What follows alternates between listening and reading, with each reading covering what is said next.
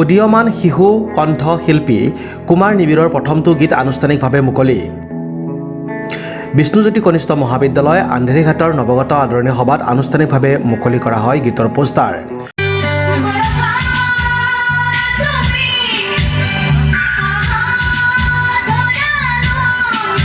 বৰষা তুমি শীৰ্ষক গীতটিৰ পোষ্টাৰ মুকলি কৰে মহাবিদ্যালয়ৰ অধ্যক্ষ দীন ৰাজবংশীয়ে। দৰঙৰ উদীয়মান শিশু শিল্পী নিবিৰ কুমাৰ নাথৰ বৰষা তুমি শীৰ্ষক গীতৰ অডিঅ' ভিডিঅ' 10 ছেপ্টেম্বৰৰ দিনা আনুষ্ঠানিকভাৱে মুক্তি দিয়া হয়। 10 ছেপ্টেম্বৰত বিষ্ণুজ্যোতি কনিষ্ঠ মহাবিদ্যালয়ৰ নৱাগত আদৰণি সভাত বৰষা তুমি গীতটিৰ পোষ্টাৰ মুকলি কৰে মহাবিদ্যালয়ৰ অধ্যক্ষ দীন ৰাজবংশীয়ে।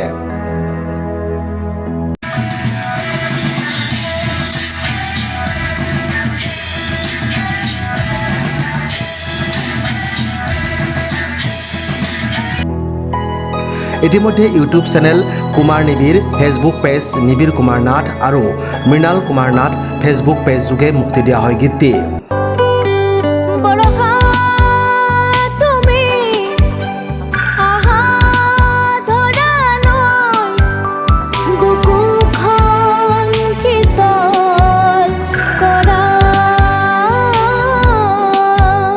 আজি আমাৰ বাবে শুভ দিন।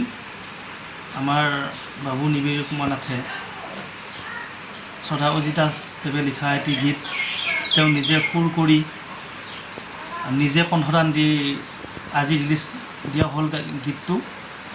আপোনালোকৰ মৰম আশীৰ্বাদ আৰু যি আপোনালোকে আগুৱাই যাবলৈ প্ৰেৰণা দিছে তাৰ ফলতে হয়তো ইমানখিনি আমি আগবাঢ়িবলৈ সাহস পাইছোঁ।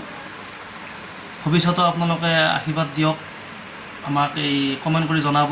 এই গীতটি আপোনালোকে কুমাৰ নিবিৰ ইউটিউব চেনেলত উপলব্ধ হ'ব আৰু লগতে ফেচবুক নিবিৰ কুমাৰ নাথ আৰু মৃণাল কুমাৰ নাথ মোৰ নিজৰ ফেচবুক পেজত আপলোড হ'ব। গতিকে আপোনালোকে নিশ্চয় কমেণ্ট কৰি জনাব গীতটো শুনি কেনে সম্পূৰ্ণ শুনিব, তাত কি ভুল হৈছে, কি হোৱা নাই আৰু কি কৰিলে আৰু ভৱিষ্যতে বেলেগ গীত বনোৱাৰ ক্ষেত্ৰত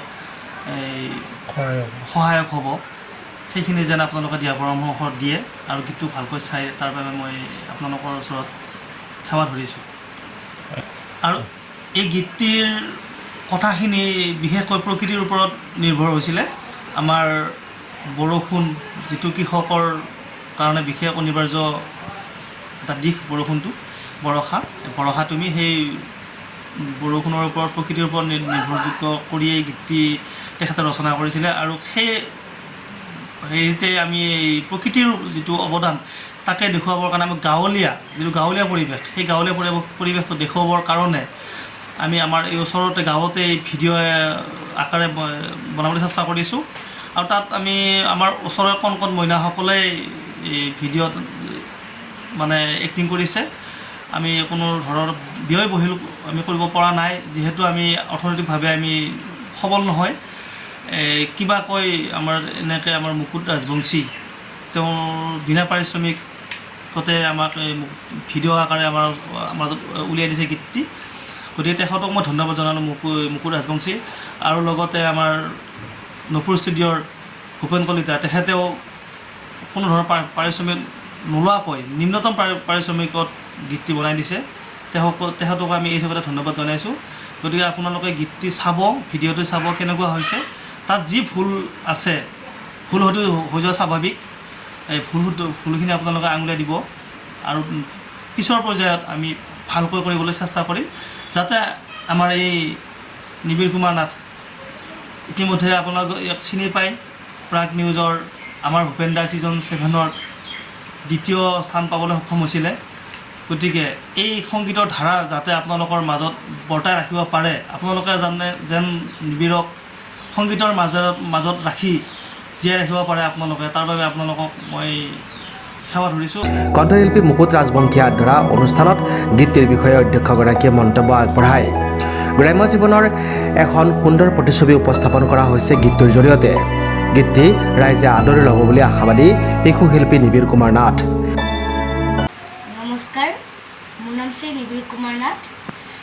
এই গীতটো লিখিছে অজিত দাসদেৱে আৰু সুৰ কৰিছোঁ ময়ে নিজে আৰু গীতটো গাইছোঁ মই। লগতে এই গীতটো নুপুৰ ষ্টুডিঅ' মিউজিকত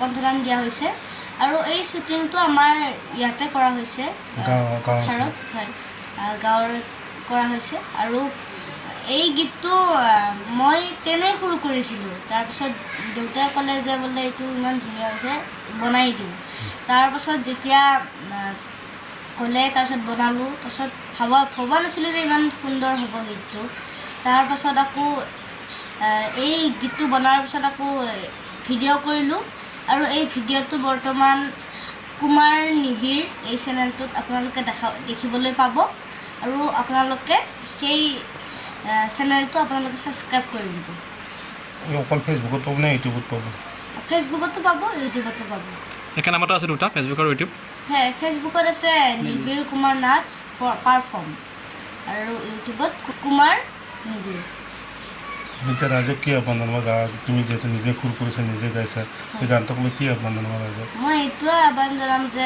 তেওঁলোকে ভালদৰে শুনক গীতটো আৰু যাতে মোক ভৱিষ্যতলৈও আশীৰ্বাদ দিয়ে যাতে মই ভৱিষ্যতলৈ আৰু ভালদৰে বনাবলৈ চেষ্টা কৰিম গীতবোৰ